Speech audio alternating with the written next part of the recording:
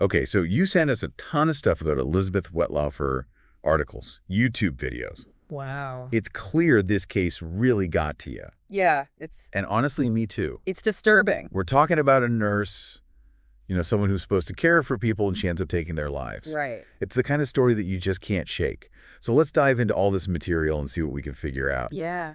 You know what I find so fascinating about this case is how it flips everything we think we know about nurses on its head.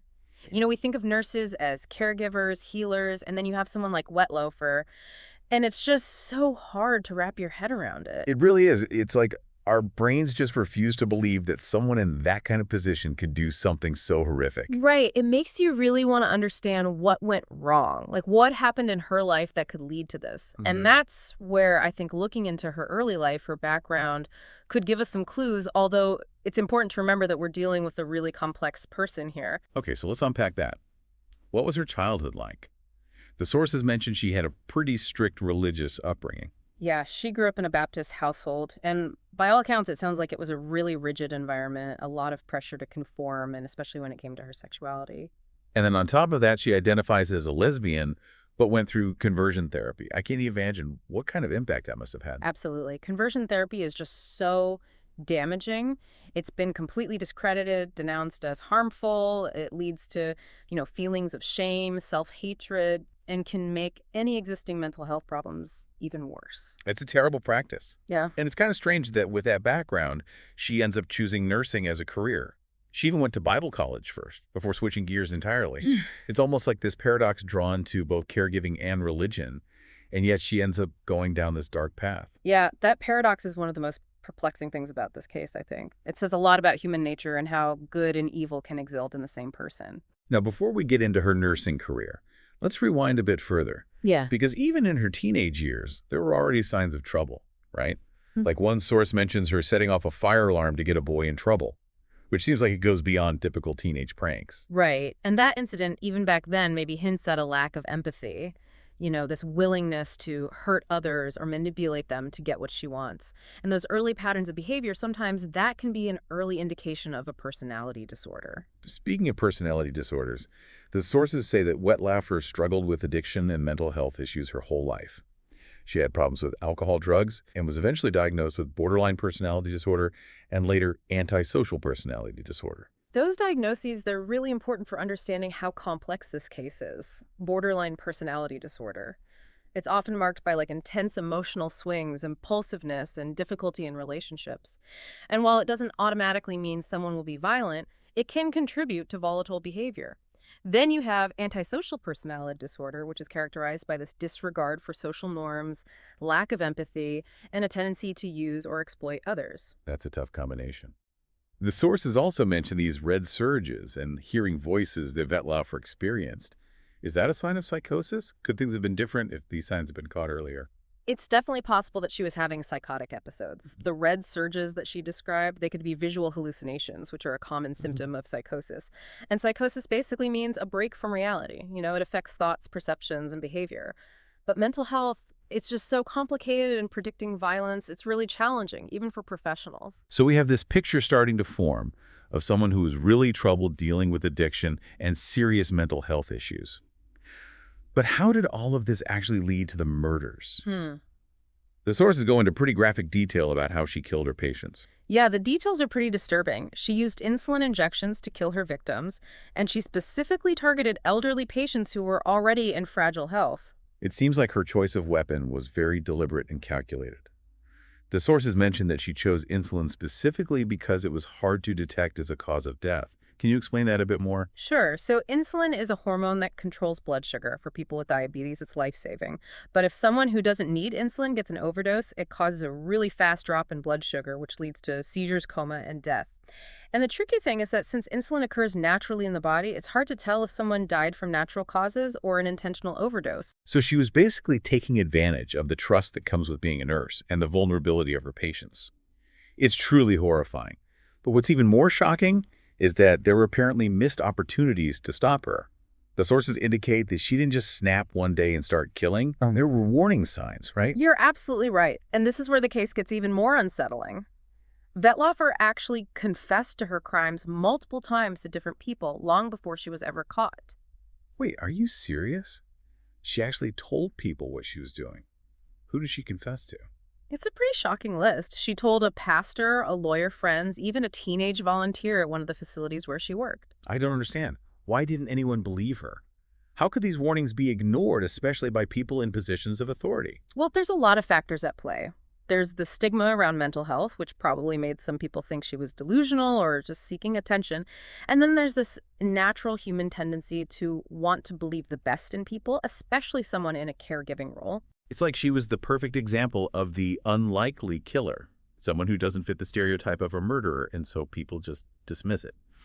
But why is this bias so common? The unlikely killer phenomenon, it's really ingrained in our societal perceptions and our biases.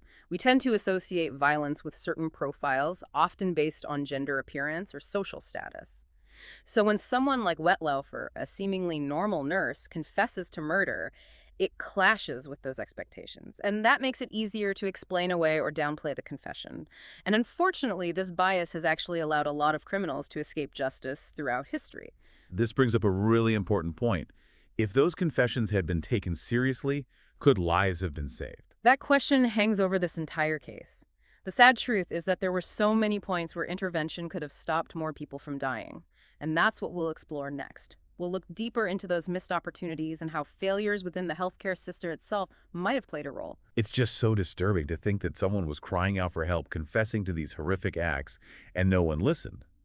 It's a stark reminder of the danger of ignoring people who don't fit our preconceived notions of what a criminal looks like. Exactly. And it shows just how important it is to be more aware of mental health issues, to train professionals to recognize and respond to warning signs, and to hold institutions accountable for putting patient safety first. It's a chilling reminder that we can't afford to be complacent. We all have a responsibility to be vigilant, to speak up if we see something wrong, and to challenge our own biases. Absolutely. And in the next part of our deep dive, we're going to look at how Elizabeth Wettlaufer was finally brought to justice. And even more importantly, what lessons we can learn from this tragedy to prevent something like this from happening again. So we left off talking about how Wettlaufer confessed multiple times but was never stopped. It's hard to believe that she could keep working as a nurse even with those warnings. Were there any safeguards in place at all to protect patients? That's a really important question and one that came up a lot after this case. You know, Wettlaufer was actually fired from one facility because of medication errors, but she was still able to get new jobs pretty easily. And that really raises concerns about how information is shared and whether background checks in healthcare are really working. So was the system failing those vulnerable patients? It's a tough question with no easy answers. You want to support healthcare workers who might be having problems, but at the same time, the safety of the patients has to come first. The Wettlaufer case showed the cracks in the system and how much we need better oversight and accountability. It's a difficult balance for sure. Yeah. But I want to go back to how she was finally caught. What was the turning point? The sources say that she didn't exactly turn herself in. Right. In 2016, Wettlaufer checked herself into a mental health facility in Toronto. She was battling addiction and was clearly in a really bad place mentally and emotionally. So was it during this stay that she finally confessed and the staff took action? Yeah, but it's interesting how it happened. She confessed to a psychiatrist, and unlike the others, she had told before he took her seriously and actually encouraged her to write it all down. He told her that anything she wrote would be shared with the police. So he basically convinced her to make a written record of her crimes, knowing it could be used as evidence. That was pretty smart. I don't know if I'd say smart. This was a mental health professional dealing with a patient who had just confessed to multiple murders. He had a responsibility to protect potential victims and to keep the public safe. And that's what he did. That's true.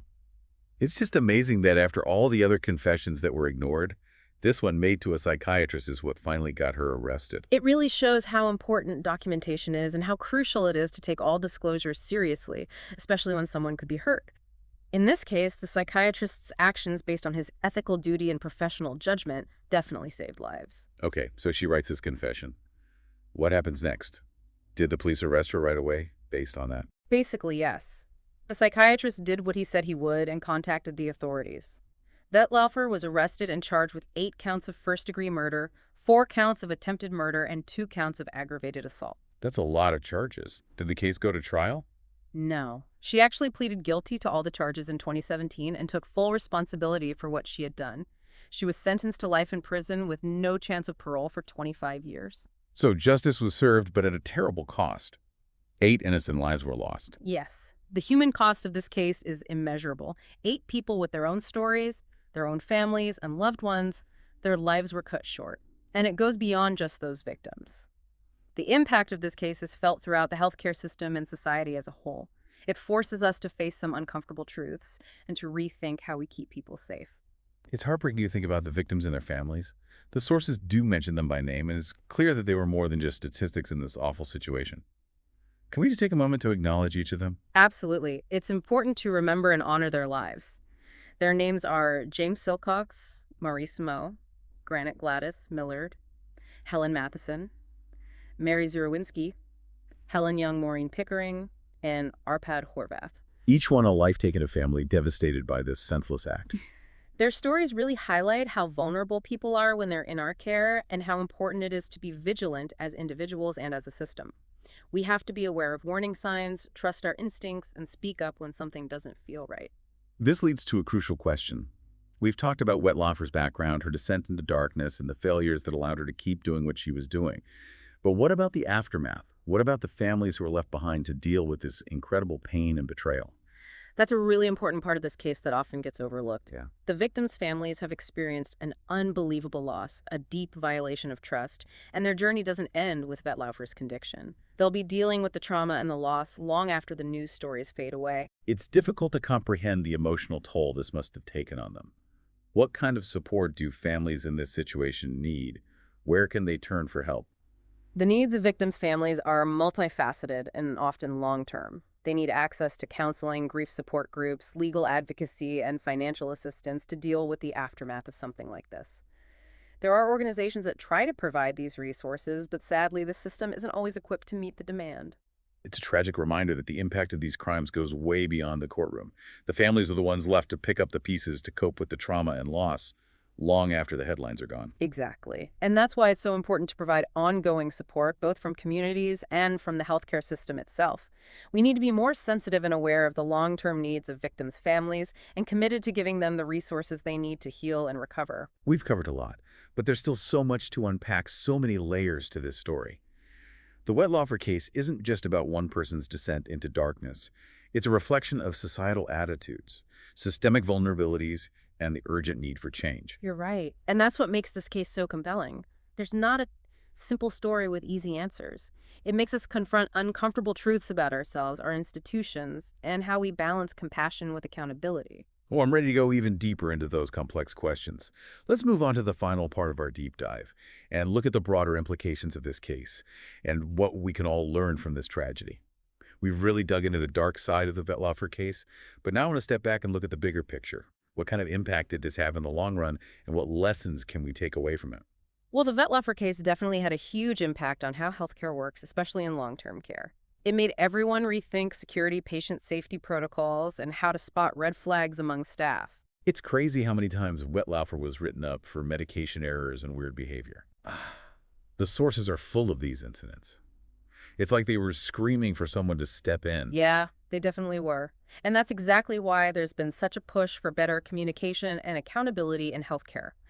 We need stronger ways to report things, background checks that actually mean something, and a culture that puts patient safety first no matter what.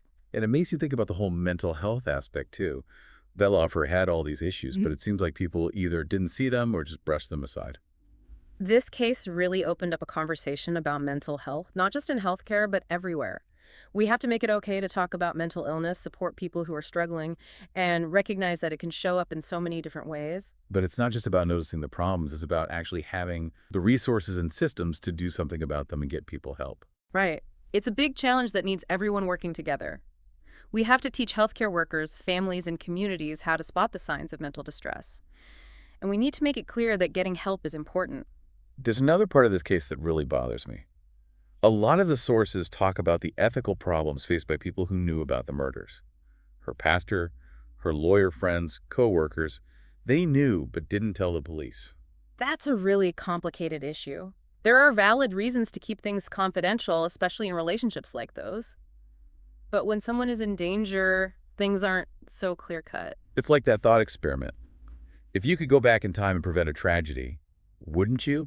In this case, it's scary to think that there were so many chances to do just that. It really makes you think about how much responsibility comes with knowing something. If you know something terrible is happening and you don't say anything, it can have awful consequences that can't be undone. So knowing what we know now, what can we do? How can we use this knowledge to prevent something like this from happening again? I think one of the biggest takeaways is that we have to be vigilant, both as individuals and as a society. We need to pay attention to what's going on around us, notice those little things, those red flags, and trust our gut. If something feels off, we can't be afraid to say something, even if it's uncomfortable. We all have a duty to protect vulnerable people. We can't just stand by and do nothing. Exactly. And that means pushing for better systems, demanding accountability from institutions, and creating a culture where honesty and transparency are really valued. We started this deep dive trying to understand how someone who's supposed to care for people could do something so horrible. And while we may never fully understand what went on in Wettlaufer's mind, I think we've learned a lot. We've seen how ignoring warning signs can be devastating, how complex mental health is, and how failures in the system allowed this to happen. But we've also seen how powerful it can be to speak up the impact of taking action, and how important it is to demand better for ourselves and our communities. The Wettlaufer case is a dark and disturbing reminder that evil can be hiding anywhere. But it also shows us the power of human connection, compassion, and fighting for justice. You wanted to understand Elizabeth Wettlaufer, and while that might be impossible, I think the real takeaway is that we have to learn from what happened. We have to pay attention, speak up if we're worried, and demand better protections for the most vulnerable people. It's chilling to realize how many chances there were to stop her. Let's make sure this never happens again. As you think about this case, I want you to think about something we haven't really talked about, the families of the victims. How do they deal with the betrayal and the grief? What do they need, not just now, but in the years to come? Their journey isn't over just because there was a conviction. They have to heal, and they deserve justice for their loved ones. Their stories matter, and we need to hear them.